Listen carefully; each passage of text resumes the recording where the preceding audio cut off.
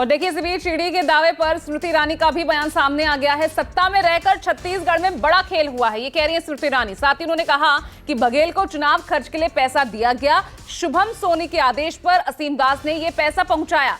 साथ ही कह रही है स्मृति ईरानी, असीम दास ने कबूला है सीएम बघेल को पैसा दिया जाए। सुनिए क्या कहा।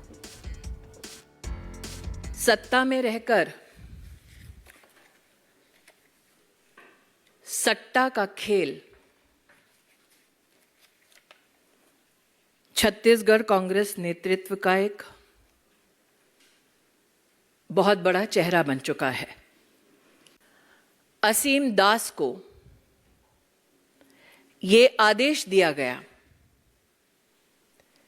कि वो रायपुर जाएं और बघेल को चुनाव के खर्चे के लिए पैसा दे। कि 2 नवंबर होटल ट्राइटन में असीम दास से सर्च में पैसा बरामद हुआ।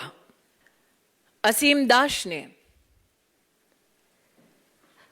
अपने स्टेटमेंट में यह कबूल किया है, उनको आदेश ये हुआ था कि कांग्रेस के चुनाव के खर्चे के लिए पैसा दिया जाए। और चलिए मेरे सहयोगी वैभव शिव पांडे रायपुर से सीधा जुड़ रहे हैं। वैभव, इस पूरे मामले को लेकर आरोप प्रत्यारोप तो शुरू हो चुका है, लेकिन मैं समझना चाहूंगी कि वाकई इस आरोप में कांग्रेस फंस गई है क्या, घिर गई है क्या?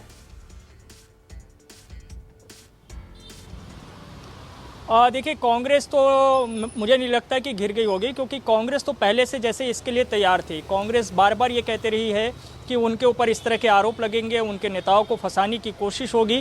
क्योंकि आपको याद होगा कुछ दिनों पहले इसी महादेव सट्टा ऐप से जुड़े हुए मामले में जो मुख्यमंत्री भूपेश बघेल के राजनीतिक सलाहकार हैं विनोद वर्मा, उनसे भी पूछताछ हुई थी। ईडी उनके घर भी पहुंची हुई थी।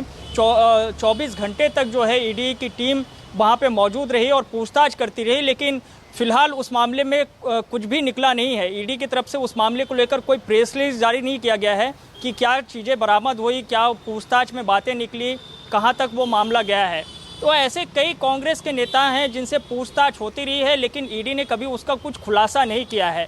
अब जो आरोप लगे हैं वो तो अभी जांच का विषय है। उस मामले में ईडी किस तरह से आगे बढ़ेगी ये देखना होगा। क्या मुख्यमंत्री भूपेश बघेल को कोई नोटिस होगा, उन्हें नोटिस देकर के पूछताछ के लिए बुलाया जाएगा, उनसे समय मांगा जाएगा, ये आगे बाद में पता चलेगा। लेकिन फिलहाल जैसे कांग्रेस के सारे नेता ईडी के इस तरह के आरोपों को झेलने के लिए तैयार बैठी थी, मुझे ऐसा लग रहा है। क्योंकि अभी अभी मल्लिकार्जुन खड़गे का एक बयान आया है, उन्होंने कहा कि हमें मालूम था कि इस तरह के हथकंडे भारतीय जनता पार्टी की तरफ से, केंद्र सरकार की तरफ से अपनाए जाएंगे, ईडी को आगे किया जाएगा, उनके तरफ से आरोप लगाए जाएंगे, लेकिन हम किसी भी तरीके से डरने वाले नहीं हैं, हमारे नेता डरने वाले नहीं हैं। उन्हें फंसाने की लाख कोशिश करें, हम मजबूती से चुनाव लड़ेंगे और जीतेंगे। साथ ही उन्होंने एक और बात कही कि आज जो वो कर रहे हैं कल उन्हें इसका परिणाम भुगतना होगा।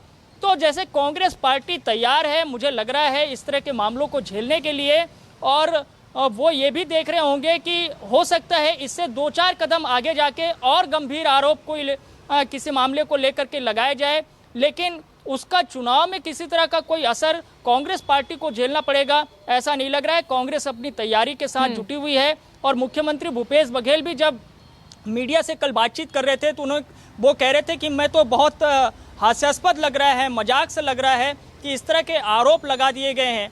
कल की स्थिति में अगर कोई यही आरोप प्रधानमंत्री पे लगा दे तो क्या उनसे पूछताछ हो जाएगी, क्या उन पर जो है ये मामले तय हो जाएंगे क्या? तो मुख्यमंत्री इस तरह के मामलों को झेलने के लिए पहले से तैयार रहे हैं।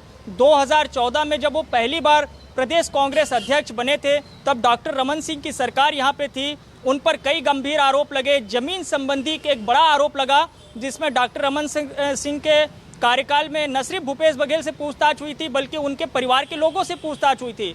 उन्हें ईओडब्ल्यू के दफ्तर भी बुलाया गया था, लेकिन परिणाम क्या हुआ 2018 में सबको पता है। तो शायद कांग्रेस इस तरह के मुद्दों को जनता के बीच में मैं रोक रही हूँ। कांग्रेस प्रेस कॉन्फ्रेंस कर रही है।